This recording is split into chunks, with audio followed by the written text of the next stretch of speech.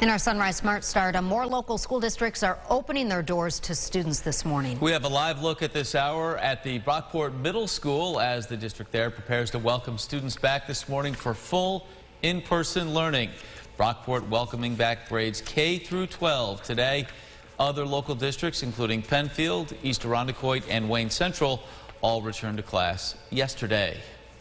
And today is also the first day back for Virtus High School in Rochester. A lot of excitement there. Carmela Boykin live with what students and staff are most looking forward to. Carmela, good morning. Good morning, Mark. Good morning, Leah. I'm live outside Virtus High School, where it's still quiet, but soon students will be arriving to begin their first day of school. And as with every district in the area, there are still concerns about COVID spread, learning loss, and mental health. But Director of Student Success Levi Bennett says he's confident in the school's plan. He says the best aspect will be in-person collaboration. Get back in the groove of working with other students, building the teamwork, which they haven't been able to do, working from home alone, being able to work on interview skills, being able to be prepared for college, being able to be prepared for jobs. And Bennett says because the school uses online platforms, if any student needs to quarantine, they'll be able to catch up with the curriculum online. Reporting in Rochester, Carmela Boykin, News 8. Mark and Leah. All right, Carmela, thank you. This is the first week public schools are going back to the classroom. The Rochester City School District will go back coming up next week. We certainly hope everybody has a great first day. In other news this morning, the White House continues to face questions this morning about the withdrawal from Afghanistan and those Americans left behind. Some lawmakers on Capitol Hill, they're saying they're not being allowed out. We are joined once again this morning by Washington correspondent Kelly Meyer, live in D.C. Kelly, good morning. Let's begin with this. How is the White House assuring troops they won't have to go right back into Afghanistan? Good morning, you guys. Well, that's the big question right now and something the Pentagon has to answer, but they've made clear the threat ISIS-K poses. And something interesting and notable that General Milley said on Wednesday was that it is possible for the U.S. to work with the Taliban to fight ISIS-K in Afghanistan. Now, in what way and what the details are surrounding that, we don't yet know. Yeah. Something Defense Secretary Austin touched on during the briefing was the mental health of Afghanistan vets during this time. What did he have to say? Defense Secretary Austin bluntly said mental health is health, period. And he's someone who is a veteran. He served in Afghanistan. And they were making clear that those who served in this war, in this 20-year war, that their service mattered and it wasn't in vain. All right, Kelly, thank you so much for your coverage of this. CBS News has learned there are more than 40,000 other Afghans located at bases overseas awaiting processing and background checks before they can be flown to America. On it goes. Elsewhere this morning, one man sent to the hospital after a shooting in Hilton. Monroe County Sheriff's deputies responding to Village 2 Drive around 9:30 last night for that report of a person shot. They tell us a 27-year-old man was taken to the hospital in stable condition. One person was arrested in connection with this shooting. Police say this was an isolated incident. Also new this morning, Rochester police updating two major policies after a third-party review of the department's procedures and training programs. A consulting firm was brought in last November to help determine the best practices for policing. The two officer policies updated by the firm relate to the use of force and use of force on juveniles. The reforms limit the amount of force used when making an arrest and using de-escalation tactics.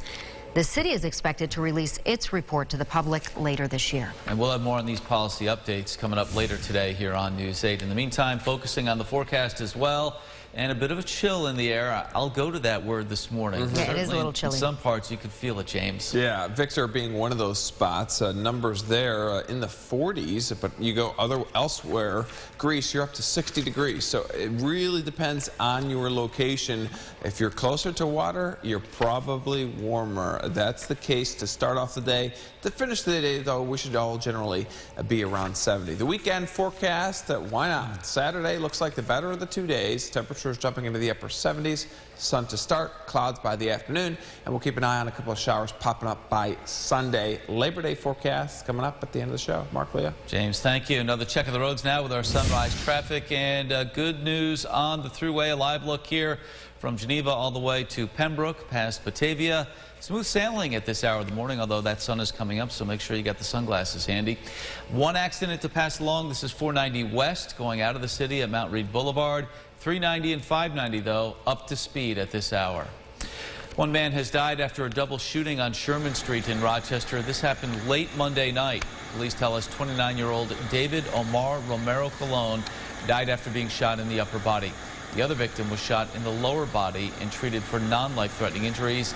The police investigation is ongoing. Anyone with information about this now fatal shooting is asked to call 911. Almost a year after he was fired by Mayor Lovely Warren, former Rochester Police Chief Laurent Singletary is suing the mayor and the city. The lawsuit accusing the mayor of wrongful termination and defamation in connection to the Daniel Prude case. Singletary is seeking $1.5 million in damages, according to court documents. A local attorney says the lawsuit will have to provide substantial evidence that Mayor Warren chose not to tell the truth. We're going to have to show that it was something more than mere negligence. So now we get into, was there intentional or grossly negligent deception? In response to the lawsuit, the mayor's office says, quote, Mr. Singletary's testimony to the special counsel detailed his own inability to tell the truth, as a simple viewing of his testimony under oath clearly shows. It goes on to say Mr. Singletary failed in his duties as chief and was rightfully terminated due to those failures. Happening today, Dimitri Cash, the father of two children abducted in Greece earlier this year, is due back in court. Cash, along with two others, indicted on multiple charges by a Monroe County grand jury.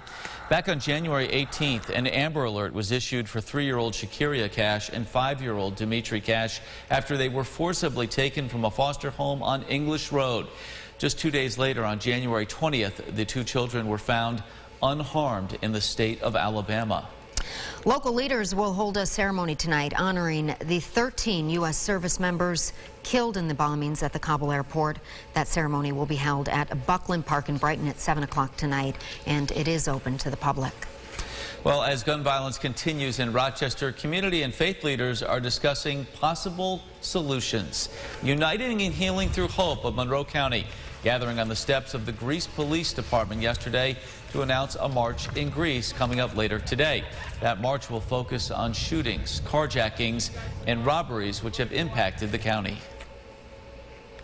People think a lot that the city violence is just a city thing, but the violence is being experienced all throughout the county, and the county is a community as a whole. It's not just the city of Rochester. I'm bringing everybody. Well, that march will take place coming up this evening at 6 o'clock at the Greece Baptist Church on Long Pond Road. New York's eviction moratorium has been extended until January. Governor Hochul calling lawmakers back to Albany yesterday for a special session. This after the U.S. Supreme Court's decision to strike down the federal moratorium on evictions. Some state lawmakers say the extension is a lifeline to millions of New Yorkers. We've gotten a lot of calls, both from renters or tenants, as well as from property owners and landlords who are very concerned. Look, I think the key message here is that the system is not working and that we have an obligation as state lawmakers to go back to work to make sure that for the rest of the pandemic, folks are taken care of. The added provision in this extension, landlords can go to court to contest claims of hardship. The extension is also expected to be challenged in court. Here's what some folks might be talking about at the water cooler this morning. Another concert change being announced at the State Fair in Syracuse. The Roots will make a return to the fair today after Third Eye Blind canceled their show. The Roots, also known as the house band for The Tonight Show with Jimmy Fallon, will take the Chevy Park stage coming up at 8 o'clock. In Tropical Depression Ida, continuing to cause destruction as the storm moves towards the East Coast. Take a look at this video. Heavy flooding was reported throughout New York City last night. Mayor Bill de Blasio and Governor Hochul issuing a state of emergency for the New York metro area. The city also announcing a severe weather travel ban, forcing any non-emergency vehicles off the roadways there. The National Weather Service issuing a flash flood emergency in New York City for the first time ever. Strong bet that'll be the top story coming up on CBS this morning in just a couple of minutes, James. A lot of rain falling in a short amount of time there. Goodness, yeah. And, you know, we were looking at these numbers being like, can this happen? You know, on Wednesday, Thursday, really like, oh boy, this could happen, and it did. So it verified there. Good news is they have a similar forecast to us, something like this. A lot of blue sky over Rochester, just a picture-perfect morning for you. Maybe even a bit of a chill out there. Let's take a look at current temperatures. We've got 40s in the Finger Lakes, but around 60 up on Lake Ontario. So it really depends on where you are this morning, but what I can guarantee is you're going to want your sunglasses, have the shades handy this morning because you'll regret not having them as we get into this afternoon. Heads up, just an isolated rain chance by Labor Day. All right, thank you so much, and thank you for watching News 8 at Sunrise. Our next update coming up in 30 minutes. CBS This Morning is up next. Have a great day. Follow News 8 wherever you are on RochesterFirst.com, Facebook, Twitter, and on our app for news and weather.